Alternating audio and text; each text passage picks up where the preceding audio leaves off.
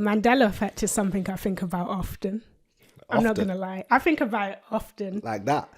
Keeping you up at night? It really is. It's like every time I see it, I go straight down the rabbit hole again. It has me. It has me. It has you. Wow, yeah. This sounds deep. I've heard of it, but mostly heard of it from you. Yeah, because I've been talking about it, testing it out on you all. I haven't dived down the rabbit hole yet. Yeah. I haven't dived down the Mandela Effect. The Mandela Effect. So, pretty much to summarize, the Mandela Effect is a collective misremembering of events or a collective false memory. Right. So, it's really, really interesting. Well, let me just read something about the origins of it.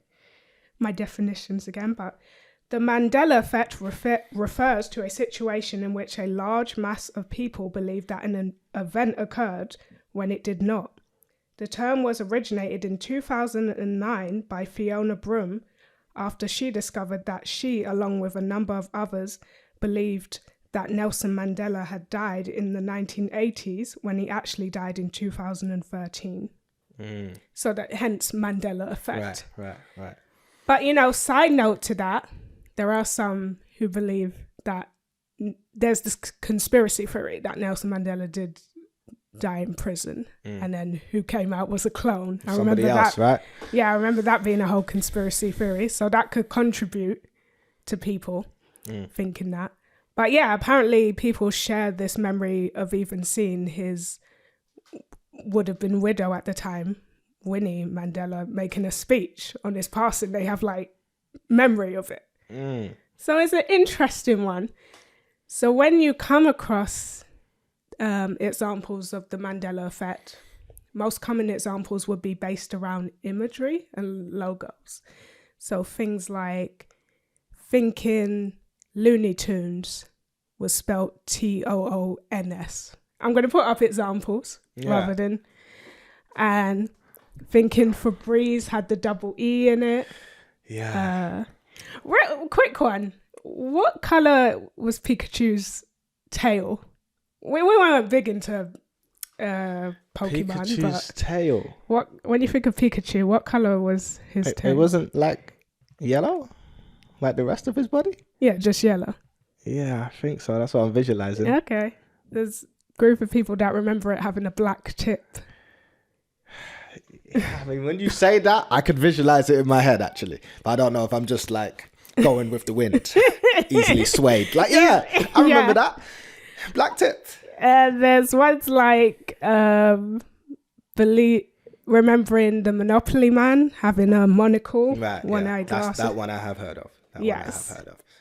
And then pretty much those, so based around imagery, a logo, and then just maybe a Star Wars one, remembering him saying, Luke, I am your father, rather than no, I am your father. Yeah, that one I've heard. We remember the latter. Yeah, the no, I am your father. Which is what happened, apparently? Yeah, it's what happened. Okay. What they say. Yeah.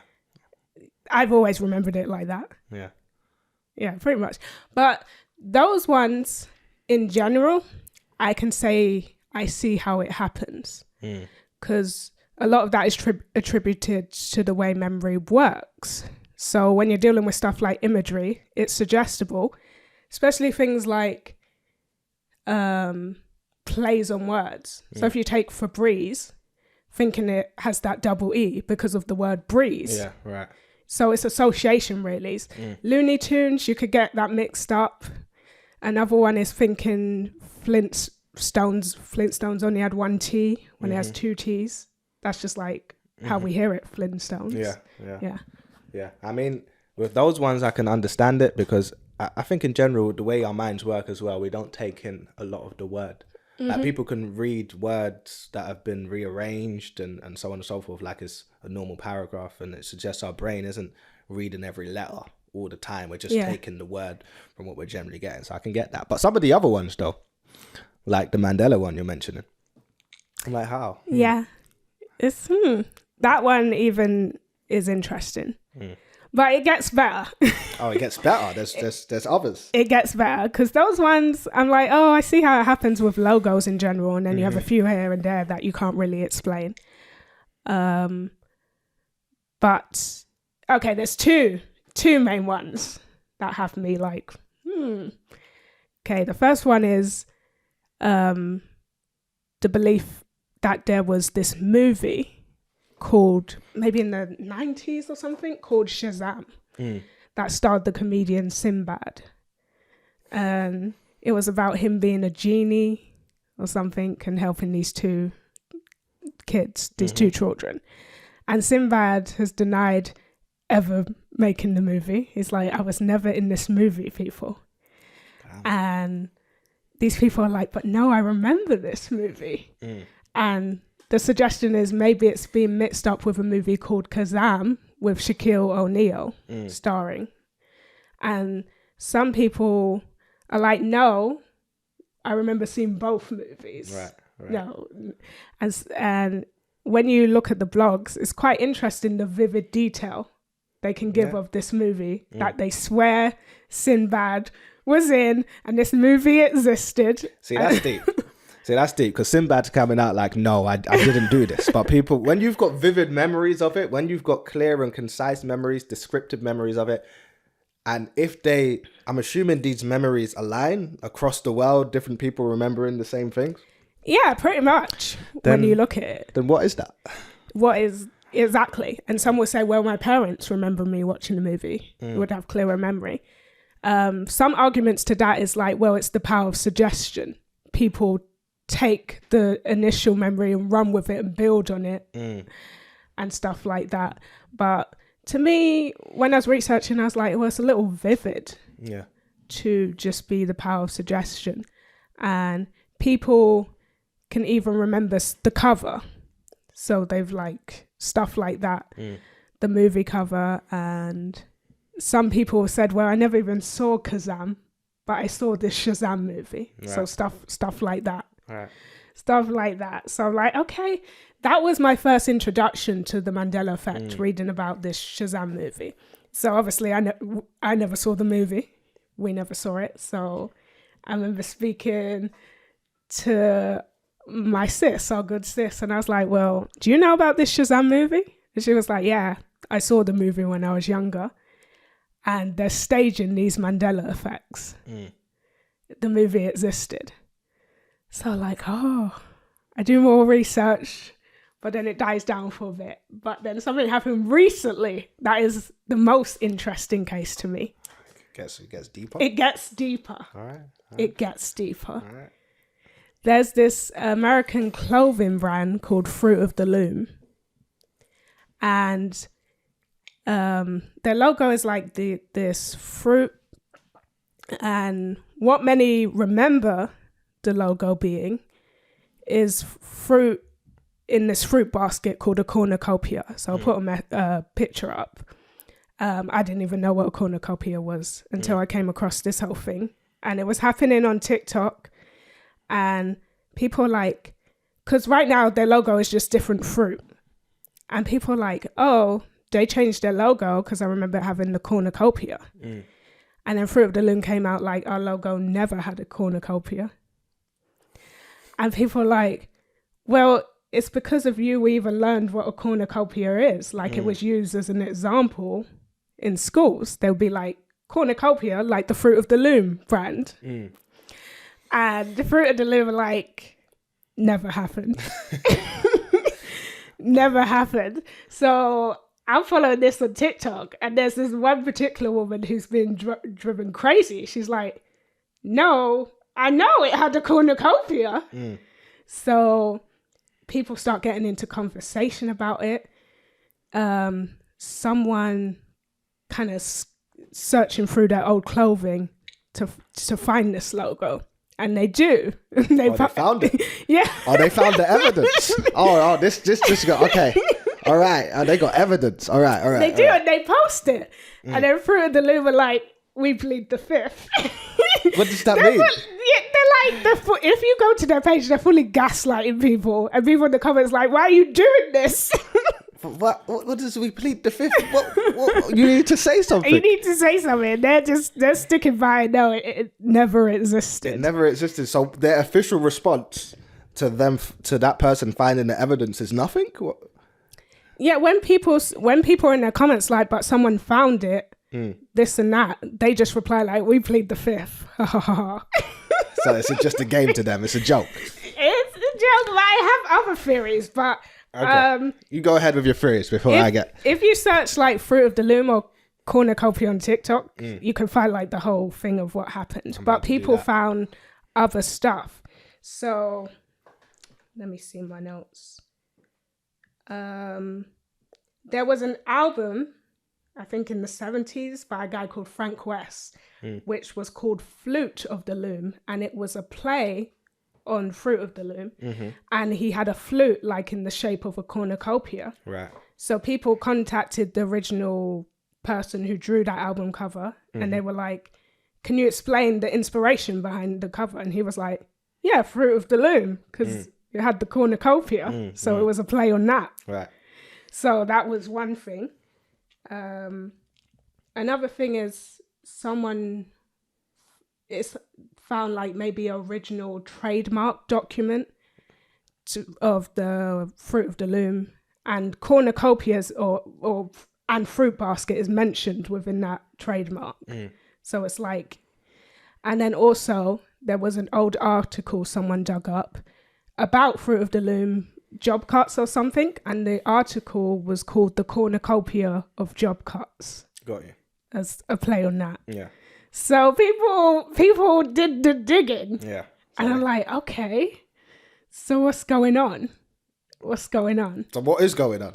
I have a few theories. All right. Okay. You dropped the theories because I'm about to run. Because when you brought up the evidence, I was like, well, they found evidence? All right, go ahead. They did.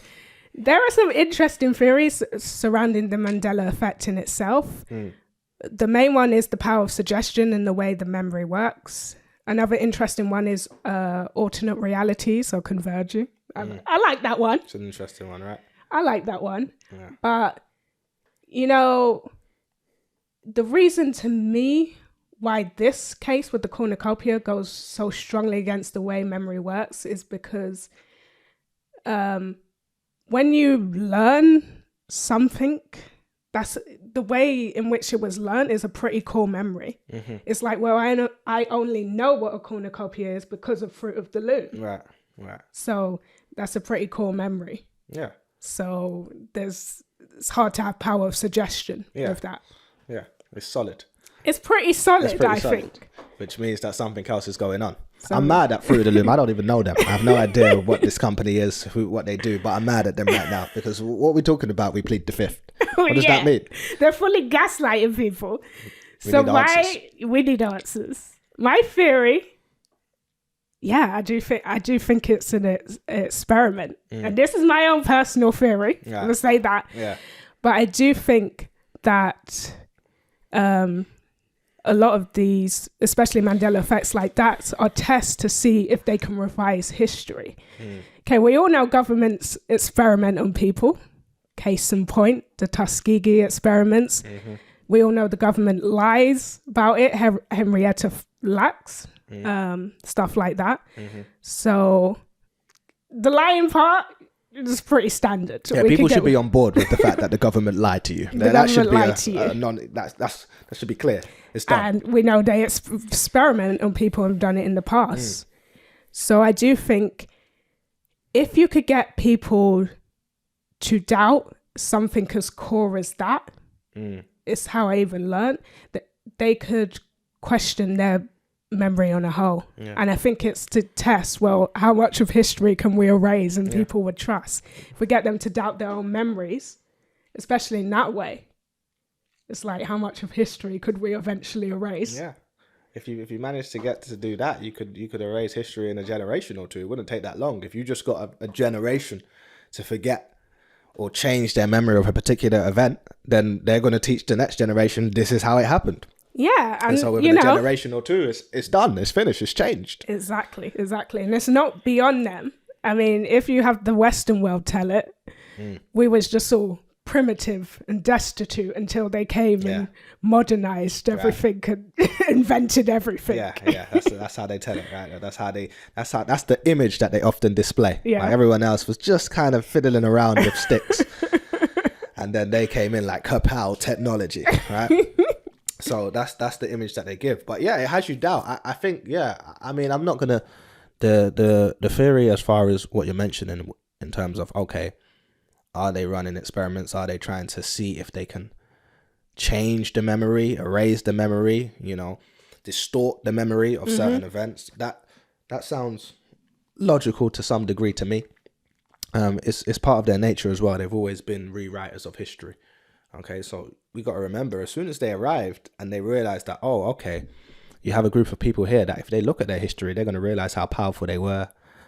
They were gods, they were building this, they were building that. We need to find some way to distort the history. That's why they started knocking on noses off the sphinxes in Egypt. Like, nah, because that African knows, everybody knows that African knows, right? So it's in their nature anyway. But this type of stuff is just, yeah, it's interesting. It's interesting. The alternate reality as well. Conversion is an interesting theory, but it does seem like something's going on behind the scenes. Something's going on. And I actually think it's cruel in a sense, especially following that whole Fruit of the Loom thing. It's like you're fully gaslighting people. Yeah. Making them think something never happened or didn't happen in a particular way. But cruelty is no barrier to them. It never has been. They need to do something and then they need to test if they can do something. Cruelty is not something that they consider. Oh, this is bad. They don't care. So they're going to do whatever. But that's an interesting one. Now I'm paranoid because now I'm like, okay, these are the ones that haven't quite worked out.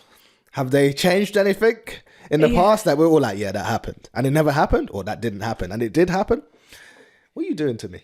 Because now I'm going to dive down. Like, I had to bring you down the rabbit hole with me. I don't know why. Yeah. My world was peaceful. Yeah. What did Cypher say? I don't know. Cypher said ignorance was bliss.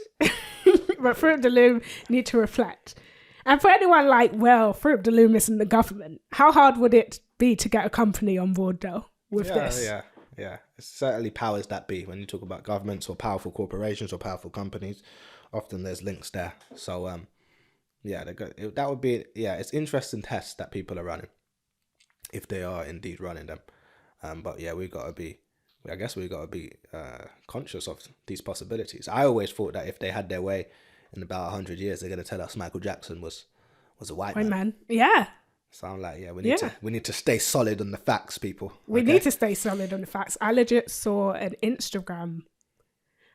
It was in the comments section. Someone literally said, "Well, wasn't Michael Jackson white? What are you talking about?" So it's starting. Yeah. We need to stop it. Put a stop to it. And obviously, if you look at the so-called children, I ain't gonna start talking about the children. But have you seen the children? The children don't look black. I've always reckoned. His children. Michael Jackson's children. I've always reckoned that these are just some random white kids that they plucked up from somewhere, because I'm looking at them like, what? Yeah, that was when you look at original Michael. Them Jackson genes couldn't be stopped. The nose, the hair. So where is that? Like, I don't see a trace of that. Not even a little bit. So yeah. Be aware of that one, people. Don't let them do it. Don't let them. But they've done it in different ways. You talk about this Mandela Effect, but they've done it in different ways. Certain characters have always been given to us that they were white, and we trace it back and we find out they were actually black. Even in the music, you look at people like Beethoven and things like that. So, there. And then we can even talk about religious characters and all of that. So they're always trying to whitewash a particular thing. So that's the one I would be aware of. But the Mandela Effect, that's deep. That's deep. The possibilities are endless if you can get it to work. It just looks like they haven't quite got it to work. Yeah, they're running the experiments. They're fine-tuning it. That's my whole theory. Yeah. And they're getting... Because some people did work on. They're just like, okay, never had a cornucopia. I guess I was wrong. Yeah, they move on, it reminds me of Men in Black, innit? When they... you got the neuralizer. Yeah. And then you got the city-wide neuralizer that just flashes to everyone. And then everyone's memory of anything is gone. Yeah, and that's what it reminds me of. It's wild. It is. It's wild. Gotta be careful out here. Mm.